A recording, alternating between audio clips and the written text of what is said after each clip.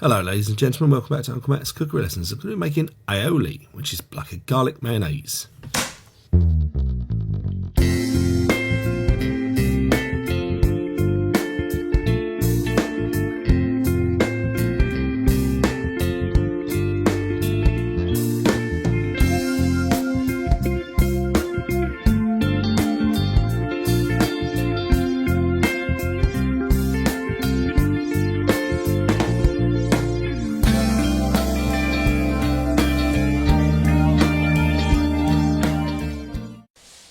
Hello there, I'm going to make aioli. I'm going to do more of a French style one, which is more like a mayonnaise. It's going to have the introduction of egg yolks into it, whereas a classic aioli, really classical one, should be done in something like this: pestle and mortar, garlic and oil, plus some seasoning and stuff like that, but without the egg. So I'm going to not do the classic original one. I'm going to go for a slightly easier version. I'm not going to use this pestle and mortar because it's really noisy. It's early in the morning, that's why I'm going to keep my voice down, because they're indoors. He's asleep upstairs and I don't want to wake her up. I'll be in trouble. I woke her up yesterday doing some stuff. So anyway, hope you're going to like this one. Okay, so for this one we're going to start with separating 2 egg yolks, and I'm not throwing away the egg whites, so you can calm down. Classic aioli is just garlic, olive oil and salt, and it's quite hard to do. I've never actually made it, especially not by hand, but anyway, I will get around to that one day. A little optional extra, a few saffron strands, tiny bit of boiling water on it just to infuse that, but also sometimes it's nice to let down like a mayonnaise sauce with a bit of water. So on the recipe it says 3 cloves of garlic, but these are quite big, so I've just gone for 2, and a full recipe is in the description, folks. You can always find it there. So I'm just removing those end pieces, but I'm not going to take out the bit in the middle. I'm just going to start chopping this up now. But we're going to crush this. This is the old school way of doing it. So once you've got it sort of broken down into little pieces like that, some flaky or rock salt, something really abrasive on it, and use the flat of the knife and you kind of crush it and smear it into your chopping board. Work away. This takes a little bit of patience, but once it gets going, it's pretty quick really. It's quite satisfying as well. You could obviously use a garlic crusher, and you could do this whole process in a food processor. Of course you could. I just like to show you the quiet way. So there you can see that. That's now nice mushy paste. I could keep going to get it completely smooth, but I'm alright with that. I like a little bit of texture in this sauce. So in goes the garlic with the egg yolks, big dollop of Dijon mustard, little bit of lemon juice. So this is very much like a mayonnaise really, just with the addition of the garlic. So just break that down a little bit with a whisk, and then we're going to set this up. So again, for those brilliant chefs out there who don't do this, I don't know why, I think I should patent this.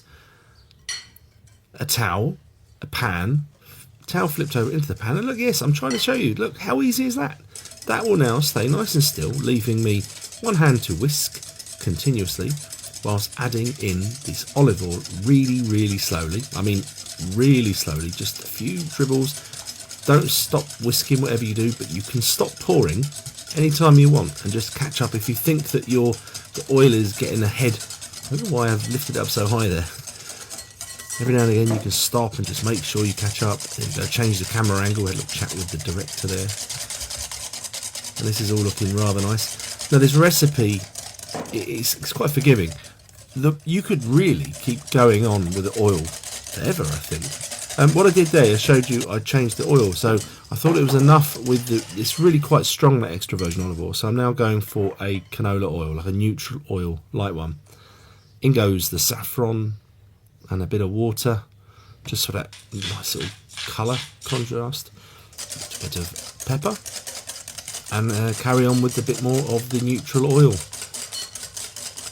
Approximately 300 mils of oil was used in this, but I hadn't measured it exactly. I sort of did it by eye really.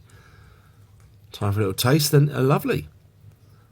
I thought I'd put it in this jar, and I realised, get to the top, oh, there's not enough room in that jar for all of it. So I spilled a bit on the table, and then I'll put the rest into a little pot. But that'll look nice in the photos.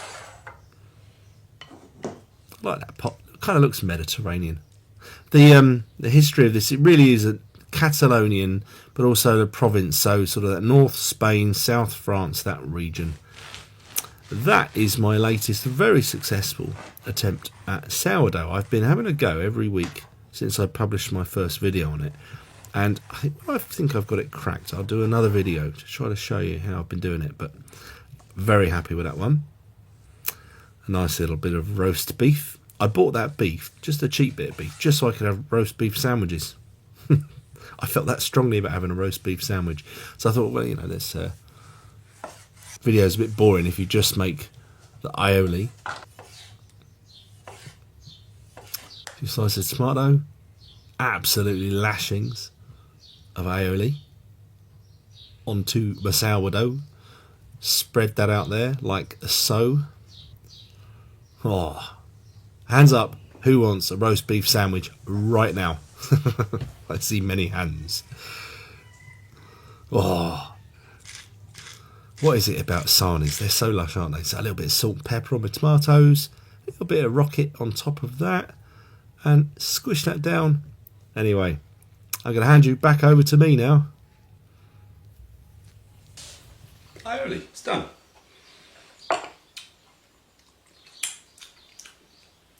Yeah, it's gorgeous.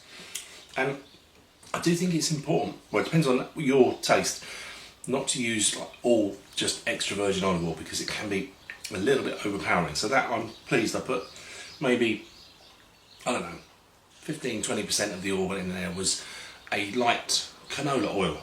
And I'm glad. Now, it's about 9:30 in the morning. Do I really want to eat a roast beef sandwich? I mean, it looks great. Oh. Mm.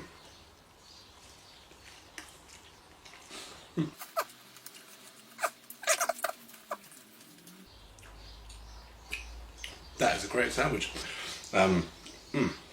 Absolutely gorgeous. And my next video that comes out, I'm going to be using those egg whites that I didn't throw away this time, because I know some people got triggered in my bread and butter pudding video. I think I threw away the egg whites. Sorry about that, but you know, sometimes what are you going to do with them? But I have a lovely recipe for them. See you soon. Bye.